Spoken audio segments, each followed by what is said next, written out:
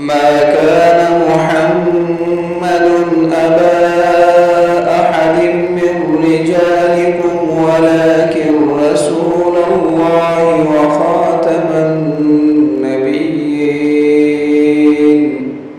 وكان الله بكل شيء عليما. يا أيها الذين آمنوا اذكروا الله ذكرا كثيرا وسبحوه بكرة وأصيلا. هو الذي يصلي عليكم وملائكته ليخرجكم من الظلمات إلى النور وكان بالمؤمنين رحيما.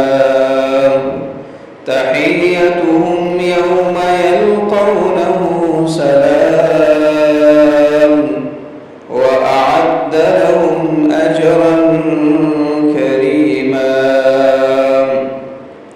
يا أيها النبي إنا أرسلناك شاهدا ومبشرا ونذيرا وداعيا إلى الله بإذنه وسراجا منيرا. وبشر المؤمنين بأن لهم من الله فضلا